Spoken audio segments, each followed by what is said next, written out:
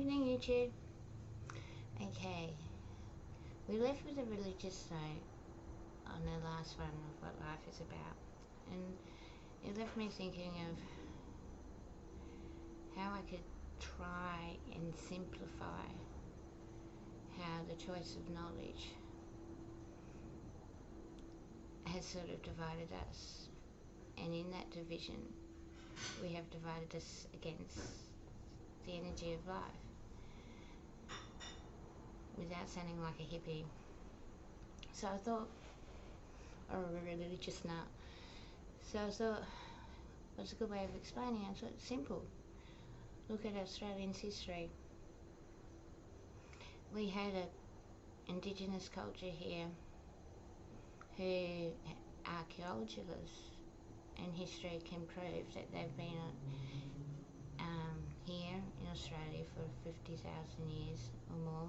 DNA even signifies they're a little bit different, but I'm not a DNA scientist, so I can't get into that. But they had a connection to the land. They didn't build houses, they moved around with the seasons. They talked to the land in a way through dancing and corroborating, and they weren't perfect.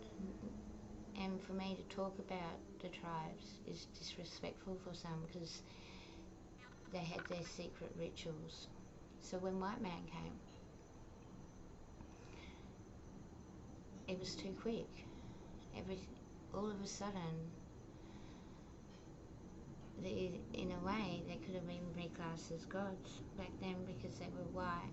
And they have dreams. You can see, if you look at cave paintings, you see the white pictures on the paintings. It could symbolize something spiritually they were seeing back then. And then smallpox, like for a lot of other cultures, really wiped a lot of the tribes people out. And then the introduction of the alcohol. And because the northern world was so advanced, here in Australia we just, wow, it just all came all of a sudden. No wars. There was wars, but no grand civil war or anything. It just appeared.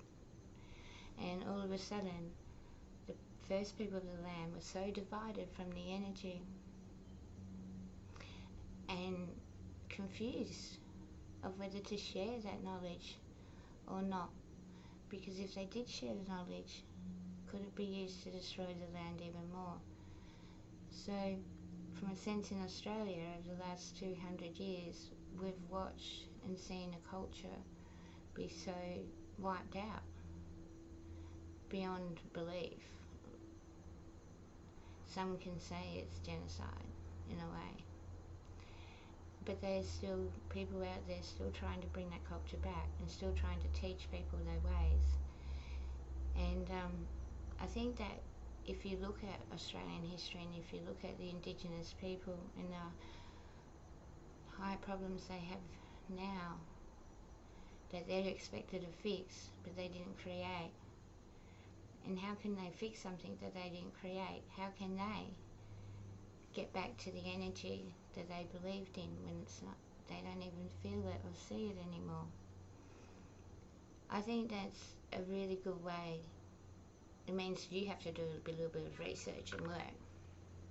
But if you do research and work, you will find that their destruction of creation has nearly wiped out a whole entire race in less than 200 years. And I think it's really, really sad that that's not being looked into hard enough.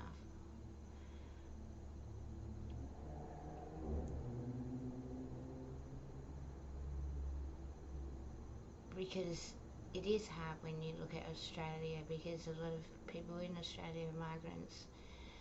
We were convicts, now we're migrants, and we've got so many mixes of cultures, and we've got to try and learn to bring the best out of those cultures and unite the communities. I know that sounds hippie, AA, and it can, wow, it's a bit magical, but we can do it. It just takes each and every one of us to do our little bit. And I think if you do a little bit of research into Australian history, you can see how much and how quick the energy of life was lost here in Australia. Because Aboriginal people never kept words, they never kept writings, they never kept anything. They kept stories that they handed down from generation to generation. And when white man came, they kept those stories to themselves, which I can understand at the time.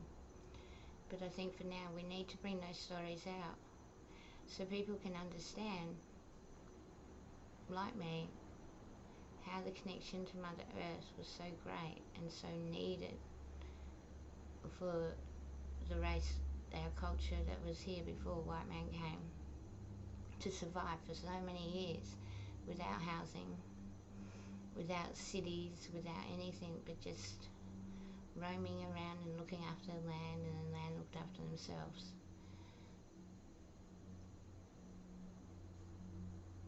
So I think we should actually think about that one bit, because we always hear about religion, we always hear about the rights of religion, and I think the main story gets missed, the rights of the individual.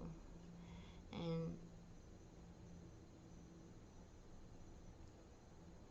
it's really sad and really damn wrong what's happening to our own Indigenous people here in Australia. And it does need to be looked into, and there does need to be a solution, but there needs one that we can work together with and share the knowledge. And if we share the knowledge, we've got to go somewhere. And then maybe we can start creating our way back to the energy instead of dividing ourselves even more. So I hope that was okay. I'm really tired tonight, and I think I really want to talk about the next one thing I'll be doing is what I think of the temple, because here we've got our own problems, but overseas that brings me to tears. So try and enjoy your weekend. Have a little look through history and see that cultures might not have been as savage as what we were taught when we were young, and they could have something to show us, the ancient cultures. And maybe they're not so ancient after all if we just look at how we treat each other today. So I'm trying to end on a happy note, but I don't think I can on this one, because if you look through Australian history, it's really sad that we've nearly lost